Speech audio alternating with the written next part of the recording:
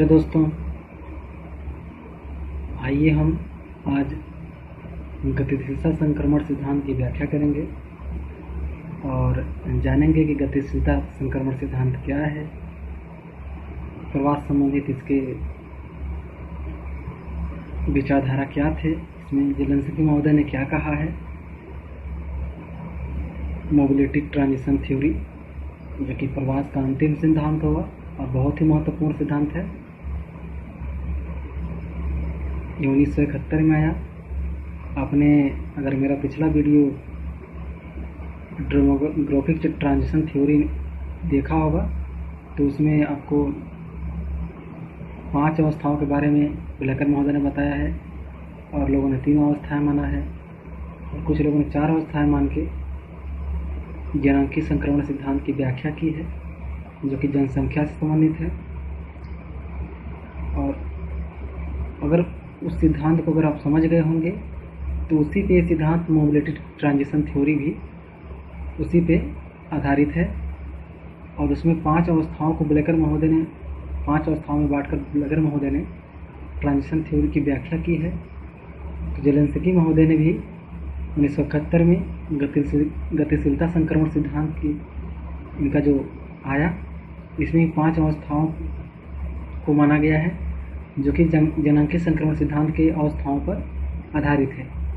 आपने देखा होगा उस सिद्धांत में, जनसंख्या वाले सिद्धांत में, ट्रांजिशन थ्योरी में, उसमें बताया गया था कि पहले अवस्था में जन्म दर और मृत्यु दर दोनों अधिक रहता है जिससे जनसंख्या वृद्धि बहुत कम होती है और प्रवास भी कम होता है। उसमें नाम मात्र के प्रवास होते हैं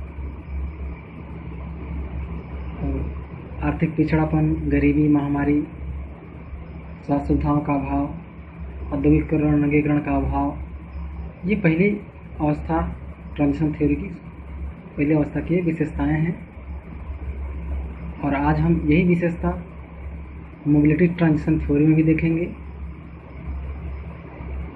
हमको जो हम देखेंगे संक्रमण सिद्धांत, जनसंख्या वाले सिद्धांत को, उसमें जनसंख्या को बेस माना गया था और 5 अवस्थाओं के साथ उसका वर्णन किया गया था। गतिशीलता संक्रमण सिद्धांत में 5 अवस्थाओं को भी माना गया है, लेकिन इसमें प्रवास को बेस माना गया है, प्रवास को आधार बना के वर्णन किया गया है, लेकिन विशेषताएं सेम टू सेम जनांकी संक्रमण सिद्धांत के अवस्थाओं के समान ही है इसमें। आइए हम एक एक अवस्थाओं के बारे में देखेंगे। अगर आपने मेरा पिछला वीडियो जनसंख्या से संबंधित जो जनांकी संक्रमण सिद्धांत है आपने अगर देखा होगा तो ये सिद्धांत बहुत अच्छे समझ में आएगा। बहुत ही सरल सिद्धांत है और ये मान्य सिद्धांत भी है। तो आइए देखते हैं ये सिद्धांत क्या कहता है।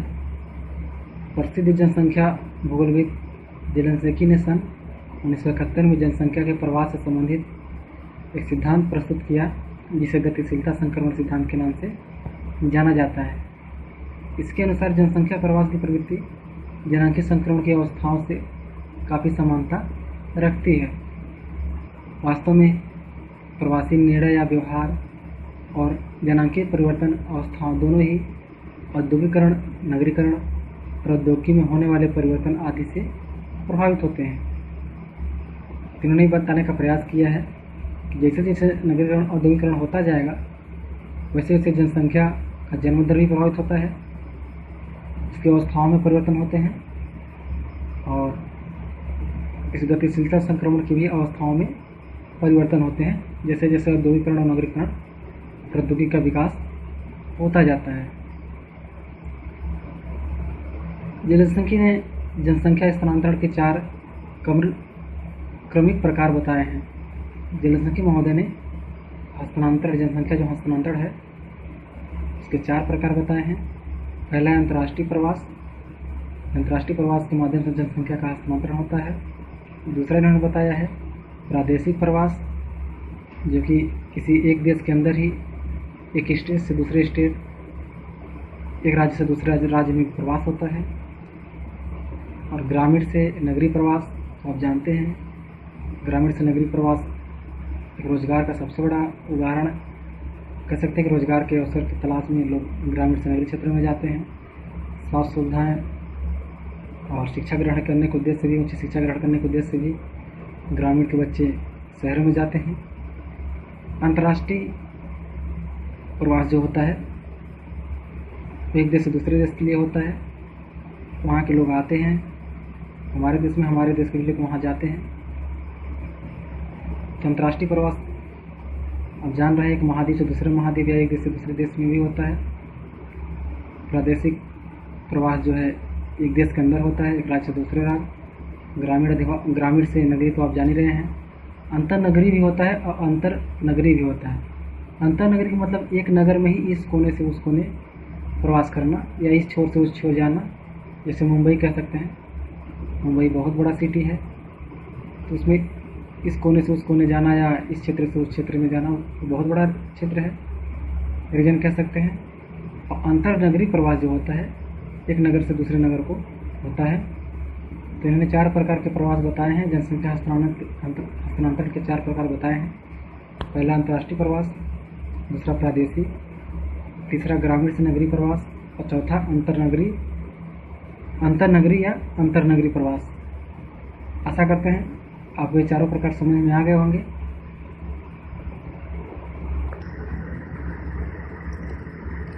आइए अब देखते हैं फेजेज ऑफ मोबिलिटी ट्रांजिशन, गतिशीलता संक्रमण की अवस्थाएं। आइए देखते हैं प्रथम अवस्था, इसका जो पहला अवस्था है इसकी क्या विशेषताएं हैं। इस अवस्था में सभी प्रकार के अंतर्राष्ट्रीय क्षेत्रीय की जनसंख्या प्रवास नगण्य या अत्यंत या अत्यल्प होते हैं। जो पहला अवस्था है आपको हमने पहले बताया कि इसमें जन्म दर मृत्यु दर बहुत ज़्यादा ऊँच होता है, जनसंख्या वृद्धि जो है नगण्य होता है, तकनीकी विकास इसमें नहीं हुआ रहता है और इसमें प्रवास भी बहुत कम होते हैं। जो भी देश डेवलपिंग कंट्री है या कह सकते हैं विकासशील देश है या अल्प विकसित है, तो उस देश में प्रवास जो मात्रा होती है, प्रवास कह सकते हैं, बहुत कम होता है। इस अवस्था में जन्म दर और मृत्यु दर दोनों अधिक ऊंची होती है और दोनों का अंतर कम होने से जनसंख्या जो वृद्धि होती है मंद होती है। आर्थिक पिछड़ापन, संचार और यातायात सुविधाओं की कमी आदि के कारण बड़े पैमाने पर अंतर्राष्ट्रीय जो प्रवास होता है वो बाधित होता है। साथ में स्थानीय और ग्रामीण नगरीय ग्रामीण प्रवास भी बहुत कम होता है। तो आप देखें कि इसका विशेषता क्या है। सेम टू सेम जनसंख्या का संक्रमण सिद्धांत है उसकी पहली अवस्था से मेल खा रहा है, या कह सकते हैं पहले अवस्था से ही इसमें जो विशेषताएं थी इसमें वही विशेषताएं हैं। आशा करते हैं समझ में आया होगा। बहुत ही सरल पहला अवस्था।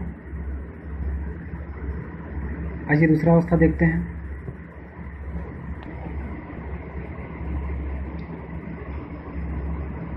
दूसरी अवस्था क्या विशेषताएं हैं। जनांकीय संक्रमण की द्वितीय अवस्था से 2 अवस्था में मृत्यु दर की ह्रास की प्रवृत्ति होती है, परंतु जन्म दर अभी भी ऊंची बनी रहती है। नवीन तकनीकी तथा यातायात के साधनों का इसमें विकास होता है। जन्म दर में गिरावट होती है, मृत्यु दर में गिरावट होती है। जन्म दर अपने ही उच्च स्तर पर बना रहता है, जिससे जनसंख्या में वृद्धि होती है। इसमें तकनीकी विकास डेवलपमेंट शुरू हो जाता है और प्रवास की मात्रा जो है पहले अवस्था से बढ़ जाती है।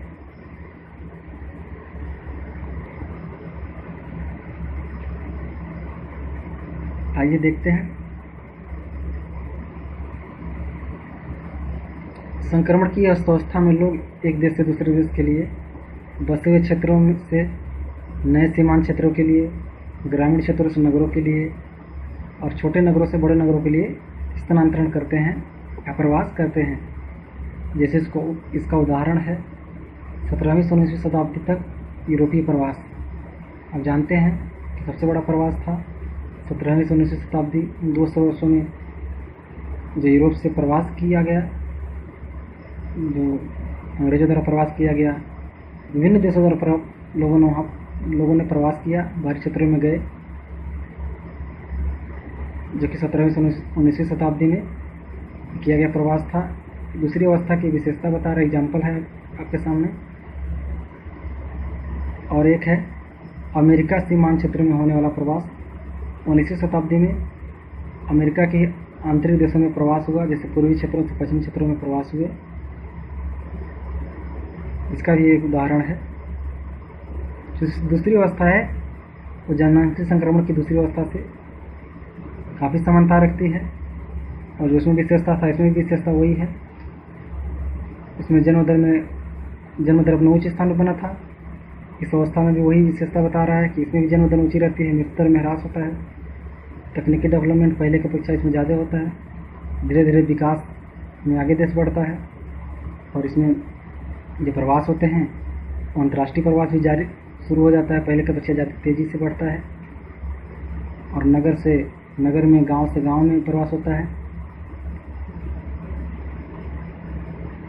गांव से गांव नहीं, गांव से शहर में और नगर से नगर में, छोटे नगर से बड़े नगर में प्रवास स्टार्ट हो जाता है। ये जो आप देख रहे हैं मैंने मॉडल एक बनाया है, और गतिशीलता जलजनकी का गतिशीलता संक्रमण मॉडल है। इसकी चर्चा हम सबसे लास्ट में करेंगे, क्योंकि हम पहले देख लेते हैं पांचों अवस्थाओं की विशेषता क्या थी। इसके बाद हम इस मॉडल का, इन अवस्थाओं का हम एक एक करके ग्राफ में भी देखेंगे।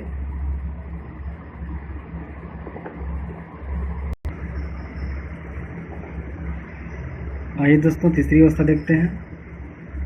तीसरी अवस्था की क्या विशेषता रही हैं। इस अवस्था में जन्म दर भी गिरने लगती है और मृत्यु दर तो पहले से ही ह्रासमान रहती है। इसमें उद्योग, व्यापार, परिवहन आदि के विकास से नगरीय विकास को प्रोत्साहन मिलता है, और ग्रामीण क्षेत्रों से नगरीय क्षेत्रों की ओर प्रवास की मात्रा बढ़ जाती है। संक्रमण की तृतीय अवस्था में अंतर्राष्ट्रीय प्रवास और सीमांत प्रवास कम हो जाता है, किंतु ग्रामीण, नगरीय तथा अंतर नगरीय प्रवास का प्रचलन अधिक पाया जाता है। जो तीसरी अवस्था की विशेषता रही है, इसमें यह बताया जा रहा है कि जन्म दर जो स्थिर थी पहले दूसरी अवस्था में, तीसरी अवस्था में गिरने लगता है। मृत्यु दर पहले से गिर रहा है, उसमें और तेज़ी से गिरावट आती है, और औद्योगिकरण, नगरीकरण का धीरे धीरे विकास होने लगता है। देश में उद्योग स्थापित होने लगते हैं, विकास होने लगता है, नगरीकरण को प्रोत्साहन मिलता है, जिससे गांव के लोग नगरों की ओर रोजगार के लिए पलायन करते हैं।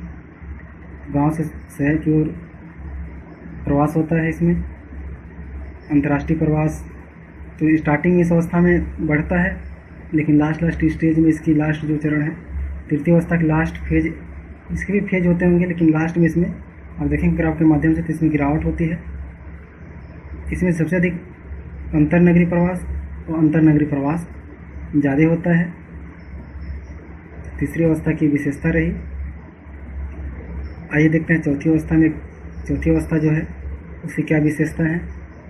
आप देख रहे होंगे कि जो जनांकीय संक्रमण की अवस्थाएं थी उसमें काफ़ी समानता इस सिद्धांत की अवस्थाओं में देखने को मिल रहा है। कह सकते हैं उसी को हम कह सकते हैं इसमें रख दिया गया है, और उसकी जो विशेषताएं, इसमें विशेषता है, बस अंतर इतना है कि वो जनसंख्या से संबंधित थी और ये प्रवास से संबंधित सिद्धांत है।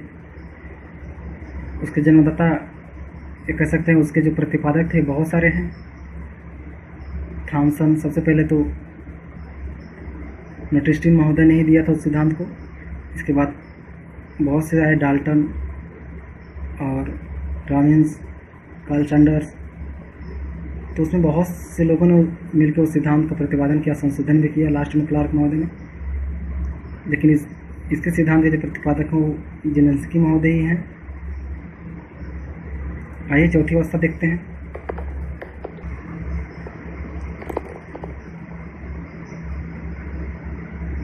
इसमें जन्म दर एवं मृत्यु दर दोनों गिरकर समान हो जाता है और जनसंख्या वृद्धि अल्पतम होती है, किंतु अंतरनगरीय और अंतरनगरीय प्रवास अधिक तथा दोस्तों अंतरनगरीय और अंतरनगरीय दोनों प्रवास अधिकतम पाया जाता है, यह अवस्था आधुनिक प्रौद्योगिकी तथा नगरीय विकास की वर्तमान स्थिति को प्रदर्शित करती है। चतुर्थ अवस्था जो है ये कह रहा है कि यह अवस्था आधुनिक औद्योगिक तथा नगरीय विकास की वर्तमान स्थिति को प्रदर्शित कर रहा है या वर्तमान स्थिति की विशेषता को बता रहा है। तो इसमें जन्म दर मृत्यु दर दोनों समान हो जाते हैं। जैसे पश्चिमी यूरोपीय कंट्री का आप देख लीजिए, वहाँ लगभग जन्म दर मृत्यु दर दोनों समान हैं। और जनसंख्या वृद्धि जो है अल्पतम होता है, इसमें स्थिरता आ जाती है। किंतु अंतरनगरी और अंतर्नगरी प्रवास जो है अधिकतम होता है। यह अवस्था आप जान रहे हैं कि आधुनिक औद्योगिकी तथा नगरीय विकास की वर्तमान स्थिति को बताता है या वर्तमान स्थिति की विशेषता को प्रकट करता है। पांचवा जो अवस्था है गतिशीलता संक्रमण की पंचम अवस्था जो है वर्तमान काल में ये जो है नहीं पाया जाता है, किंतु इसके भविष्य में संभव ये जो है ये अवस्था भविष्य में आ सकता है।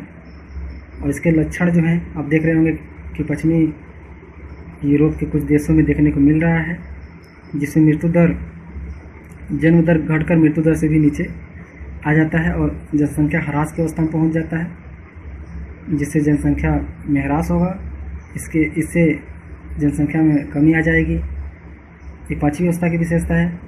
उसमें जनसंख्या संक्रमण सिद्धांत में यही बताया गया था कि जो पांचवी अवस्था है तो कुछ देशों में देखने को मिल रहा है। इसका इटली उदाहरण है, जर्मनी है, जापान है, स्लोवाकिया है, यूक्रेन है। ये देश ऐसे हैं जहाँ पे जनसंख्या मृत्यु दर कह सकते हैं मृत्यु दर नीचे आ गया है जन्म दर से। और इस अवस्था में नगर से नगर या नगर से भीतर ही जनसंख्या की गतिशीलता अपने चरम सीमा पे होती है, किंतु अन्य प्रकार के प्रवास नगण्य होते हैं। ये जो अवस्था है पांचवी अवस्था की जो विशेषता है, इसमें नगर से ही नगर में एक नगर के अंदर ही प्रवास की गतिशीलता जो होती है अपने चरम पे होती है, और इसमें अन्य प्रकार के प्रवास जो है बहुत कम देखने को मिलते हैं, न के बराबर। तो दोस्तों हम लोगों ने 5 अवस्थाओं को देखा जाना। आइए इसके ग्राफ कुछ देख लेते हैं।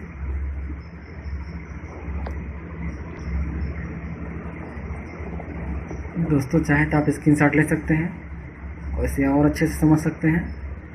पहला आप देख रहे हैं इसमें अंतर्राष्ट्रीय प्रवास दिखाया गया है क में, 5 अवस्थाओं में बांटा गया है। इसमें आप देख रहे होंगे पहला में नगण्य है अंतर्राष्ट्रीय प्रवास पहले अवस्था में, दूसरा में तेज़ी से बढ़ता है, तीसरे में स्टार्टिंग में बढ़ता है लेकिन लास्ट में इसमें तेज़ी से गिरावट होती है, चौथा में अंतर्राष्ट्रीय प्रवास आपने देखा अवस्था में पढ़ा कि इसमें बहुत कमी आ जाती है, अंतर्नगरीय प्रवास ज़्यादा होता है। और पांचवा जो स्टेप है इसमें तो आंतरिक गतिशीलता, एक नगर के ही अंदर इसमें गतिशीलता ज़्यादा होती है। पांचवी अवस्था की सबसे बड़ी विशेषता ये है। ऐसे ही सीमावर्ती प्रवास देख रहे होंगे, इसकी ये अवस्थाएँ हैं, आप देख के ग्राफ को समझ सकते हैं। और आप देख रहे हैं ग्राम्य नगरीय प्रवास आप देख रहे हैं तीसरे में भी और तेज़ी से बढ़ा है, तीसरे लास्ट ये देख रहे हैं लास्ट स्टेज में इसमें गिरा है, चौथे में भी रहा, पाँचवें में कम हो जाता है ग्राम्य नगरीय प्रवास, चौथे में पाँचवें में इसमें गिरावट देखने को मिलता है। लेकिन आप देख रहे हैं घ में कि अंतर्राष्ट्रीय जो प्रवास है ये चौथे में बहुत समय स्टेज में बढ़ता ही गया है। और ऐसे ही संचार और अवशोषित संभाव्य प्रवास भी अब इसमें देखने को मिल रहा है कि लगातार चौथे पाँचवें में बढ़ता हुआ दिखाई दे रहा है।